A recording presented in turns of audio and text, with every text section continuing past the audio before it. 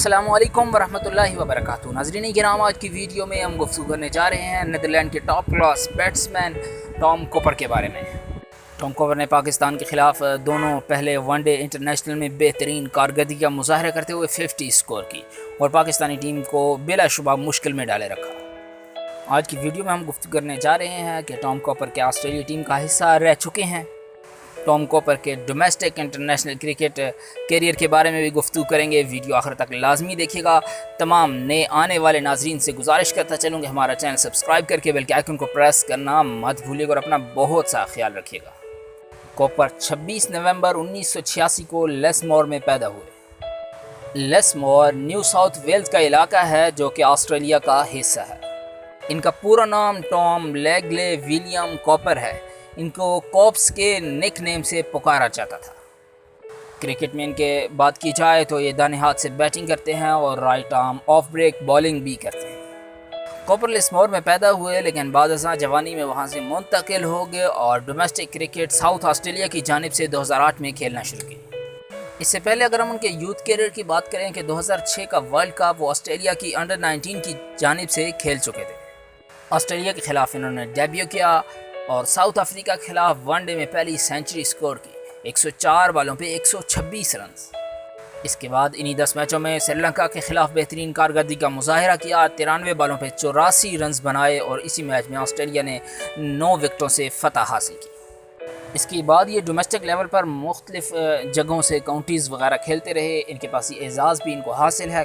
پاکستان کے legend cricketer یونس خان کے ساتھ انہوں نے ایک ساتھ 128 رن کی پارٹنرشپ کی جس میں یونس خان نے صرف 29 رنز بنائے۔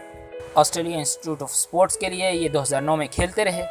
ویسٹ انڈیز کی ٹیم آسٹریلیا کے دورے پہ تھے جب انہوں نے بہترین کارکردگی کا مظاہرہ کیا۔ پرائم منسٹر 11 کی جانب سے کھیلتے ہوئے ویسٹ انڈیز کے خلاف 160 رنز کی اننگز کھیلی۔ اس سے قبل اسی میچ میں کرس گیل 146 رنز بنا چکے تھے۔ جواب میں کوپر نے 160 رنز کی اننگز کھیلی۔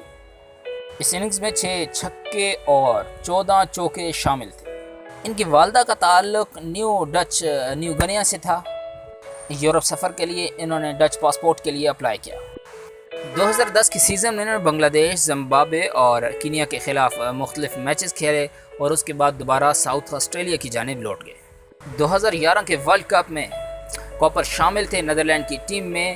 نیدرلینڈ اپنے سارے میچ ہار گیا اور کوپر 174 رن کے ساتھ ٹاپ سکورر رہے۔ 2011 کا سیزن کوپر دوبارہ نیدرلینڈ کی جانب سے کھیلے اور بہترین کارکردگی کا مظاہرہ کیا۔ اپریل 2021 کوپر کو ساؤتھ آسٹریلیا کی کرکٹ ٹیم سے ڈراپ کر دیا گیا۔ جون 2022 کوپر دوبارہ نیدرلینڈ کی جانب سے تقریباً 9 برس بعد دوبارہ نیدرلینڈ کی جانب سے کھیلے اور انگلینڈ کے خلاف اپنا پہلا میچ کھیلا۔ ان کی بہترین کارکردگی کا سلسلہ رکا نہیں۔ پاکستان کے خلاف پہلے 2 میچوں میں بہترین کارکردگی کا مظاہرہ کرتے ہوئے 50 سکور کی اور ان کی دوسرے میچ میں ایوریج بھی سٹرائک ریٹ 120 رہا۔ عمر کے لحاظ سے یہ نیدرلینڈ کے سب سے بڑے کھلاڑی ہیں اور بین کوپر کے بڑے بھائی بھی ہیں۔ ماہرین یہ بھی کہہ رہے تھے کہ جلد ان کا انٹرنیشنل کیریئر ختم ہونے جا رہا ہے لیکن جو ان کی عمر بڑھ رہی ہے ان کی پرفارمنس مزید بہتر ہوتی جا رہی ہے۔ نیدرلینڈ فین کو امیدیں ہیں ان سے کہ وہ اسی طرح پرفارم کرتے رہیں گے اور ایک دن نیدرلینڈ کو ٹاپ 10 میں لا کھڑا کریں گے۔